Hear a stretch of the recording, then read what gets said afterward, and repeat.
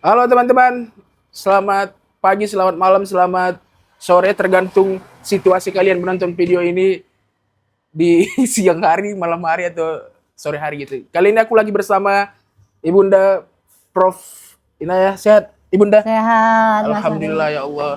Ibunda ini salah satu idola saya sebenarnya. Waduh, senang sekali ya Alhamdulillah Ibunda. diidolakan sama Mas Arif ya. Ibunda idola saya di IAT dulu. Sehat Mm. Ibunda? Sehat, Alhamdulillah. Alhamdulillah. Sehat ya, Mas Arif. Puasa nggak nih? Alhamdulillah, insya Allah puasa Oh, Bunda. masih puasa Ya, ya. insya Allah, alhamdulillah. Jadi kali ini saya ngobrol sama Ibunda, tentu ada maksud dan tujuan gitu. Ada sesuatu hal yang harus dibahas begitu Iya, Ibunda. betul. Tidak mungkin kita ketemu tidak membahas sesuatu Oh kan gitu Ibunda. ya, Iya. selalu ada yang penting dibahas ya. Nah, selalu ada hal-hal penting untuk dibahas dan diceritakan. Begitu. Boleh. Tapi penting itu kan relatif. Pentingmu mungkin nggak penting bagi orang lain. Betul. Bisa saja memang hari ini saya datang ke sini penting bagi saya, tidak penting bagi Ibu juga, benar-benar. Atau bagi orang lain ternyata juga penting. Nah, itu dia. Tapi kita tanya-tanyanya santai-santai aja, Bu. Iya, memang mau ngapain? Mau Iya. sampai push up nggak santai. Saya takut nanti kolom komentar saya dihujat semua kan. Wah, itu ininya nggak asik nih, nggak bisa ngimbangin nih gitu kan. Takutnya begitu. Oke, kita bahas mungkin seputar hal-hal yang dekat dengan saya ya, Bu ya. Oh iya, boleh. Saya tuh punya keresahan, kekhawatiran juga sih sebenarnya terhadap Gen Z di era modern ini, Bunda. Karena Gen Z sekarang itu gampang banget sakit hati, gampang banget merasa insecure, gampang banget merasa kalau dia ini nggak punya siapa-siapa di dunia ini gitu. Ya, seperti loneliness ya, Nah, sendirian. iya. Kayak semisal pernah terjadi sebenarnya, ini kisah nyata Bunda. Jadi ada seorang teman, dia memang Gen Z lah, anak 2000-an lah dia Bunda. Dia parkir motor di kosan. Dikunci stang motornya sama dia nih. Oh. Si penjaga kos datang negur, "Mas, motornya jangan dikunci stang ya. Soalnya yang lain nggak bisa keluar," katanya gitu. Nah, pulang dari situ di kosan dia bilang, "Apa aku bunuh diri aja ya?" Katanya gitu ya? Iya. Bagaimana Bunda kita menanggapi hal-hal seperti itu? Iya. Ya Mas Arif ini masuk kategori Gen Z ya, meskipun mungkin Gen Z angkatan pertama ya. Iya, Gen Z angkatan Gen Z pertama. itu sekitar 9, lahiran yang tertua 97. Oke. Jadi Gen Z, tapi mungkin ini agak beda, masih relatif normatif ya berdasarkan penelitian. Ya memang banyak penelitian dan juga pengalaman saya mengajar, berdampingan, berdiskusi dengan anak-anak Gen Z. Ini memang tipologinya seperti yang diceritakan Mas Arif itu ya. Mereka itu memang kecenderungan ya. Artinya bahwa pada umumnya lah. Mungkin Mas Arif tidak seperti itu, tapi banyak teman-teman Mas Arif itu kebanyakan memang pragmatis, tidak suka yang rumit-rumit. Benar. Kemudian gampang patah hati, Iya. makanya gampang bunuh diri. Nah, itu sering dia, disebut sebagai generasi strawberry kan ya. Oke. Iya, yang mudah menyerah. Iya, itu kenyataan setidaknya yang ditangkap oleh penelitian seperti itu dan yang kita alami ya, Mas Adi sendiri saya melihat artinya bahwa itu memang bagian dari realitas yang tidak bisa kita kita tolak mentah-mentah karena memang ada. Iya. Dan sebenarnya menurut saya memang ini PR bagi kita semua. Bagi kalian semua yang masuk kategori Gen Z, bagi kami yang sudah senior ya, orang tua yang punya anak Gen Z. Iya, ini memang PR. Mengapa bisa seperti itu? Kalau Mas Arif sendiri sebagai Gen Z, itu menurut Mas Arif apa penyebabnya? Mungkin saya punya pandangan yang berbeda ya, karena kita beda generasi. Tapi kita kan perlu memberi masukan nih pada teman-teman Gen Z yang akan melihat tayangan ya Mas Arif ini kan, agar mereka merasa oh that's me, itu bagian dari saya. Kalau menurut suara-suara Gen Z dan Mile, apa sih penyebabnya? Mengapa kalian menjadi begitu mudah rapuh? Karena mungkin di era sekarang ini, yang pertama media sosial ini semakin ini ya Bu ya. Jadi apa-apa kita tolak ukurnya media sosial. Jadi standarnya media sosial. Jadi teman-teman Gen Z ini dikit-dikit buka TikTok, dia nemu quotes-quotes yang mungkin sedih atau galau, dia langsung ngerasa wah ini aku banget nih, gitu. Terus mungkin dia sering mendengarkan lagu-lagu patah hati, lagu-lagu galau. Sekarang kan lagunya galau-galau sekali ya. Lagu-lagu galau sekali sekarang Bunda. Iya, benar. Lagu-lagunya Tulus mungkin yang didengarkan. Benar. Jadi dia ketika mendengarkan itu dan mengalami hal di dunia nyata, dia merasa oh ini aku banget nih gitu. Karena aku pun jujur kadang-kala seperti itu Bunda. Iya, jadi mengidentifikasi diri berdasarkan media sosial. Iya, Dan benar. masalahnya itu bukan hanya pada skala nasional tapi internasional ya, lagu-lagu. Iya, lagu-lagu. Misalnya lagu-lagu Keep Moving On itu kan menunjukkan orang patah hati gitu ya orang. Itu dia Bunda. Iya sih, saya setuju ya. Saya kira karena kalian lahir sebagai apa sih istilah digital native ya, lahir sudah mengenal media, nggak seperti kami ya. Bener. Nah, ini jadi akhirnya memang kalian dibentuk oleh media. Dibentuk oleh itu yang menjadi concern saya juga Mas Arief. Mengapa Gen Z ini sangat mudah dipengaruhi oleh media? Di mana peran orang tua, peran keluarga, peran teman sebaya. Nah, menurut saya inilah yang perlu mari kita bersama-sama memberi warna pada Gen Z ini. Bukan mengajari ya, Gen Z ini kan tipologi generasi yang nggak suka diajari. Bener, mereka nggak suka dikuliahi. Kalau nonton kayak gini mungkin masih senang ya, guys. Tapi kalau diceramahi, disuruh-suruh, tidak bisa itu Bunda. Apalagi mendengar dakwah, itu tidak bisa. Tidak bisa. Oleh karena itu ini mungkin sebenarnya hanya semacam sharing nih. Ya, you are never alone. Sebenarnya perasaan kesendirian itu yang harus digugah gitu, dirubah bahwa sebenarnya you have your friend, you have your family. Karena setiap orang itu kan membutuhkan teman untuk bergantung, rely on. Benar. Untuk bicara. Nah sekarang kan kalian bicara ke medsos. Medsos itu temannya kan maya. Tapi kan tetap butuh teman fisik di mana kalian bisa saling membangun trust. Kalau maya kan bisa hilang kapan saja. Bisa hilang. Internet koneksinya hilang. Iya benar. Hilang dong teman. Hilang gitu semua. Kan. Iya. Tapi teman yang fisik itu kan ada ketika kamu membutuhkan, bukan hanya ketika kamu senang. Nah, itu dia. Itu makanya butuh teman untuk bicara. Yang kedua keluarga. Sebenarnya kalau secara teori keluarga yang paling penting ya, karena kan itu tempat pertama kalian mengenal tentang norma. Belajar tentang hidup ini kan keluarga. Benar. Nah, ada masalah apa sih dengan Gen Z? Kenapa kok kemudian seolah-olah peran keluarga hilang? Kalau menurut pengalaman Gen Z sendiri, Mas Arief, apa masalahnya? Seolah-olah nggak ada connect ya, nggak ada koneksi kan? Iya benar. Dengan keluarga sehingga merasa sendirian. Kemudian tadi itu hanya karena masalah kunci motor aja mau bunuh diri. Iya. Dikejar oleh Satpol PP waktu itu malam-malam ya di berita itu kan, terjun ke sungai bunuh diri. Ini kan banyak kisah-kisah mereka yang banyak bunuh banget diri. Bunda.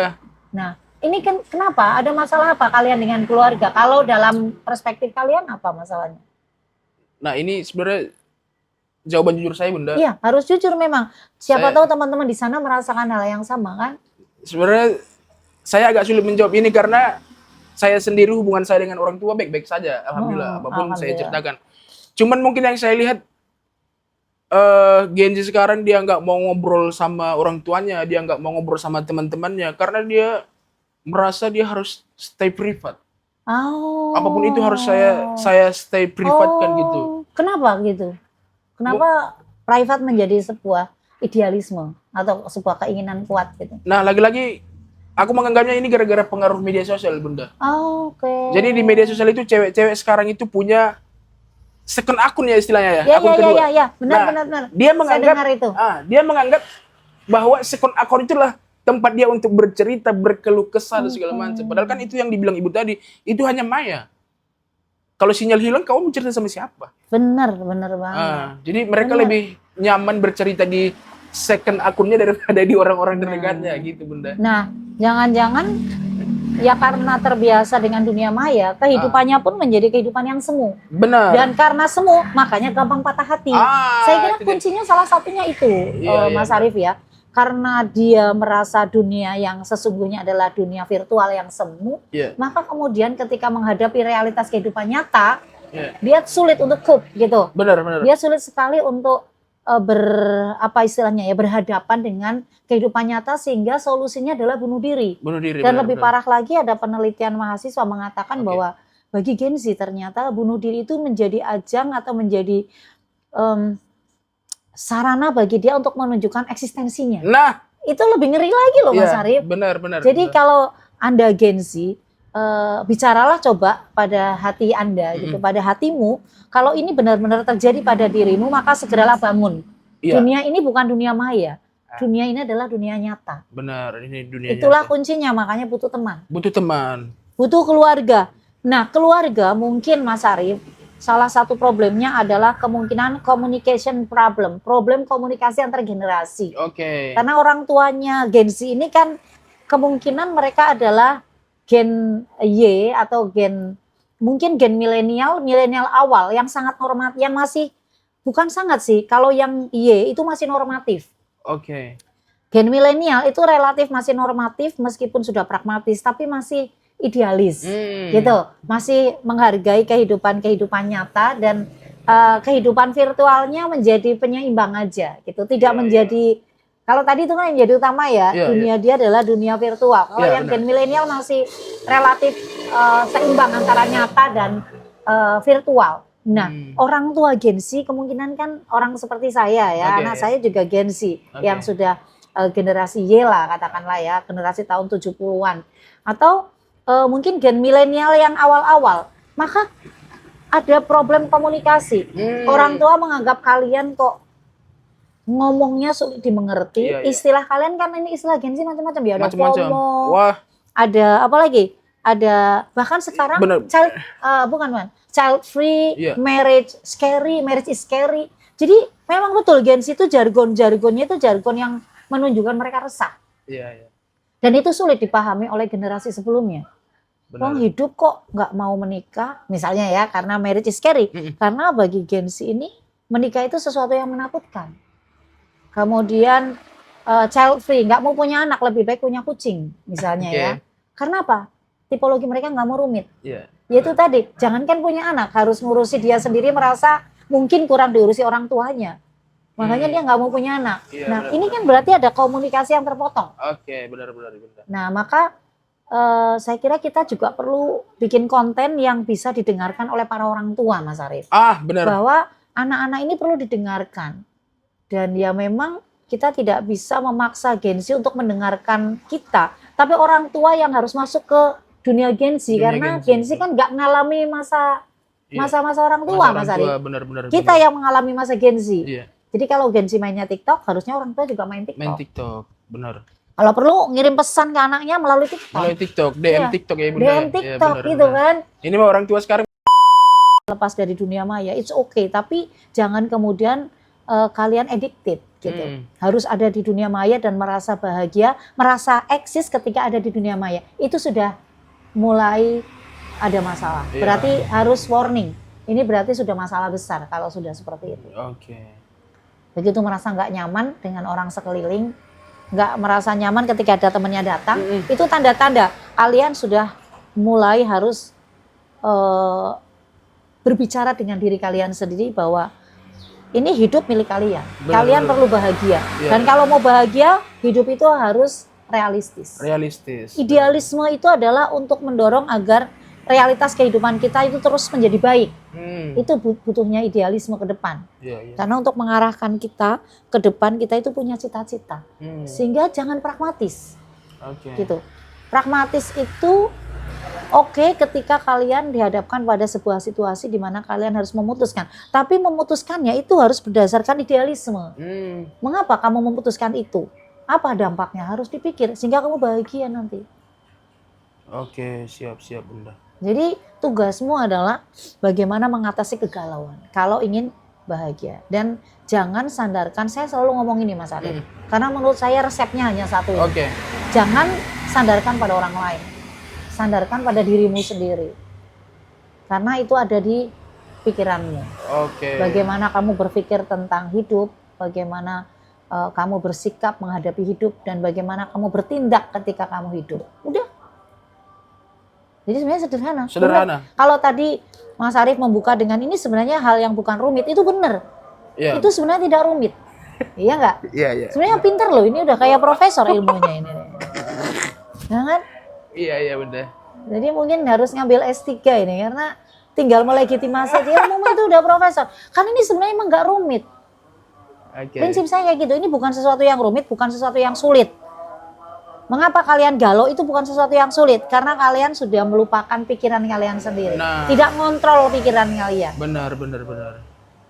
Sehingga ketika menghadapi keluarga pun merasa sebagai orang asing. Iya, benar. Padahal itu keluargamu yang real. Itu real banget. Kalau dipikir, emang kamu lahir dari medsos?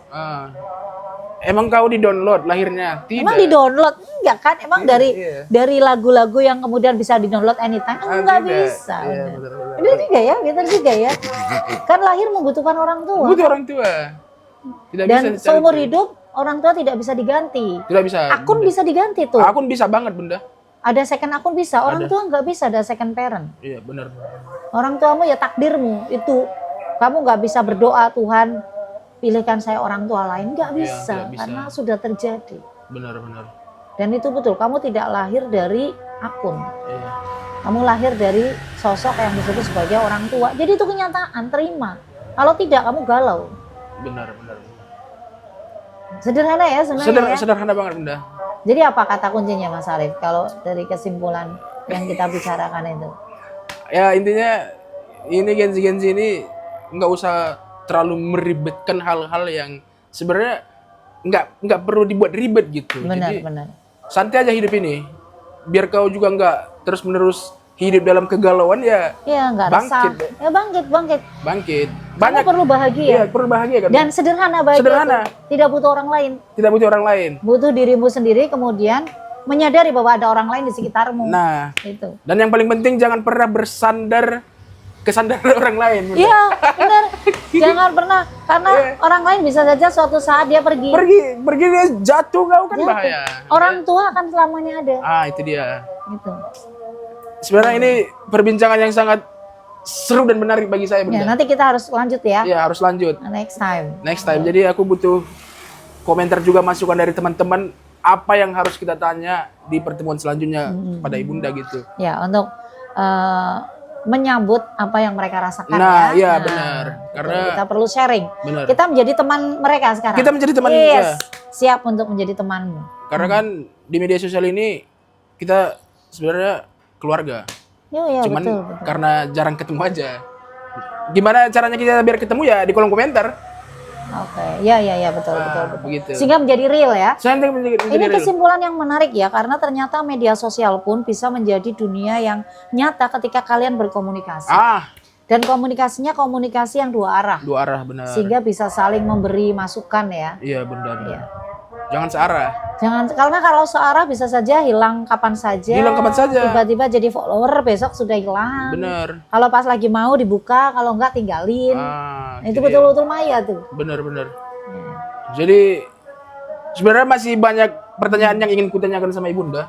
Ya, Cuma boleh. mungkin karena waktu dan azan ya, jadi Harus sholat nih ya. harus sholat dulu Bunda. Karena Ramadan ya. Karena Ramadan dan karena kita anak IAT. Jadi harus Ya karena kita ini anak Gen Z. anak Gen Z. Jadi harus punya gitu dong. Iya Kan? Iya benar. Iya. Oh, Jadi Gen Z harus dirubah. Oke. Ditutup. Gen Z bukan generasi yang galau.